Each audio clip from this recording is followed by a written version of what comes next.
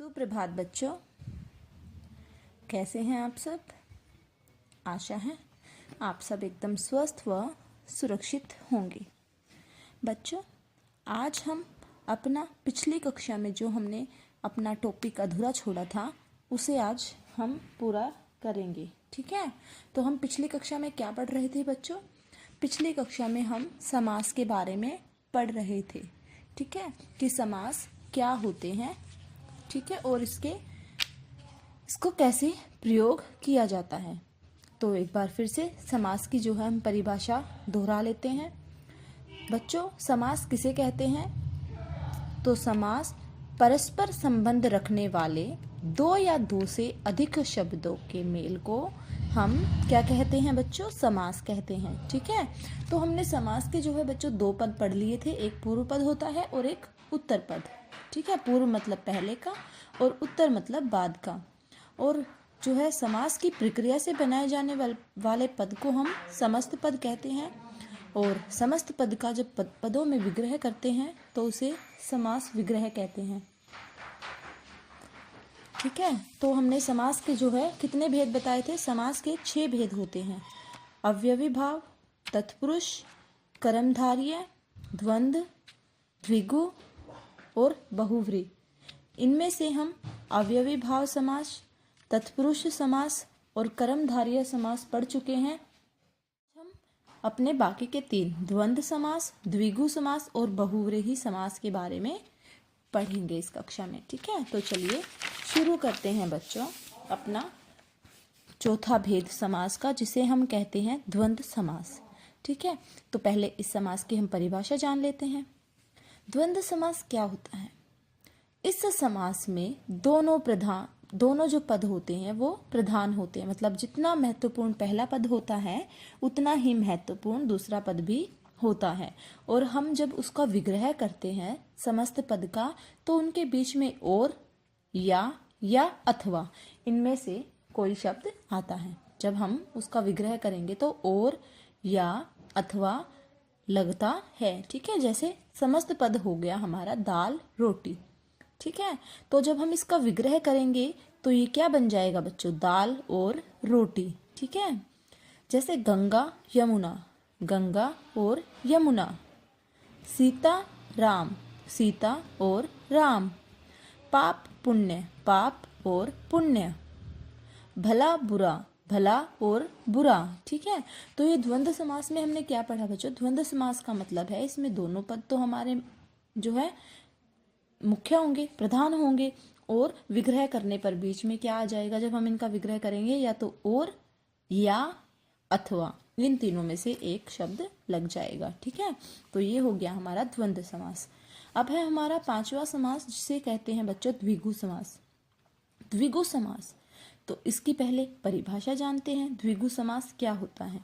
द्विगु समास वह होता है जिस समास में पहला पद संख्या वाची, मतलब पहला जो हमारा पूर्व पद जो होगा वो क्या होगा? वो होगा हमारा संख्यावाची, तथा जो समस्त पद होगा वो समूह बोधक होगा। ठीक है, समूह बोधक होगा, मतलब पूरे समूह का हमें बोध कराएगा। पहला वह तो शब्द संख्यावाची होगा और दूसरा समूह बोधक, मतलब समूह का, ग्रुप का बोध कराएगा। ठीक है, वहां कौन सा समास होगा हमारा बच्चों? वो होगा हमारा द्विगु समास। जैसे उदाहरण ले लेते हैं एक, जैसे बच्चों होता है हमारा नवरात्र। नव मतलब 9 और रात्र मतलब रात। तो क्या बन गया?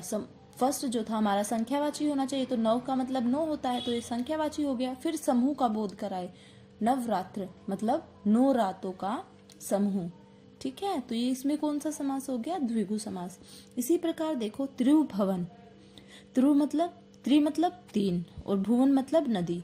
तो क्या हो गया? त्रिभुवन का मतलब 3 नदियों का समूह। तो जो बातें इसमें कही गई हैं परिभाषा में, पहला तो संख्यावाची और दूसरा जो हमें समूह का बोध कराएगा। ठीक है, अब इसके और उदाहरण देखते हैं बच्चों। चौमासा, चौ मतलब 4, मासा मतलब मास, 4 मासों का समूह। ठीक है, 4 मासों का समूह। फिर है शताब्दी, शताब्दी मतलब होता है बच्चों 100, तो 100 वर्षों का समूह। पंचवटी मतलब 5, 5 वटों का समूह। नवरात्र, जो मैं पहले ही बता चुकी हूँ, नवरात्रों का समूह। तो ये कौन सा समास हो गया हमारा? ये हो गया हमारा द्विगु समास।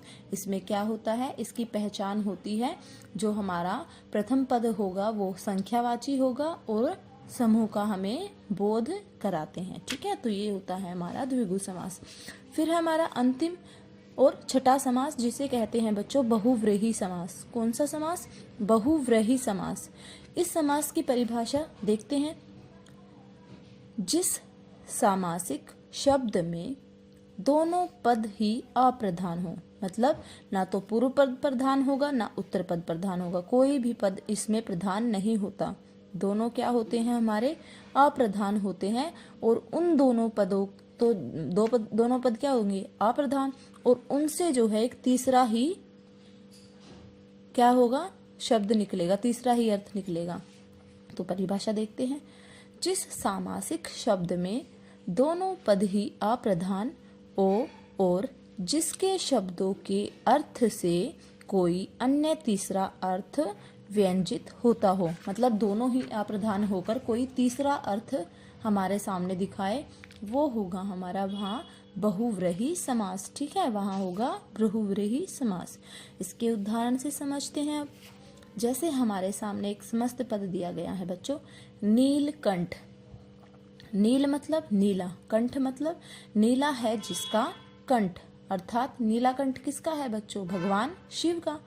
तो हमारे सामने देखो नीलकंठ का जब हमने विग्रह किया तो क्या आया? नीला है कंठ जिसका, अर्थात कौन है जिसका नीला कंठ है? शिव। तो देखो इन दोनों का अर्थ क्या हो गया? ना तो ये प्रधान हुआ ना ये प्रधान हुआ, विग्रह करने पर कोई भी ना नील प्रधान ना कंठ प्रधान, बल्कि एक अन्य तीसरा अर्थ जो है हमारे सामने आया। ठीक है। पीतांबर। पीतांबर मतलब पीले हैं वस्त्र जिसके, पीले हैं वस्त्र जिसके, अर्थात किसके वस्त्र पीले होते हैं बच्चों? भगवान विष्णु के।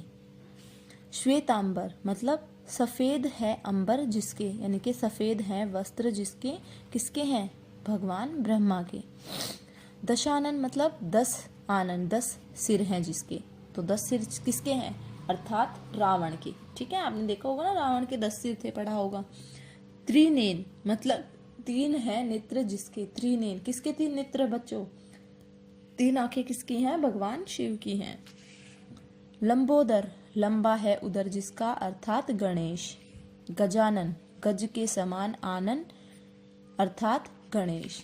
ठीक है, तो आपने देखा ना इस समास में क्या हुआ?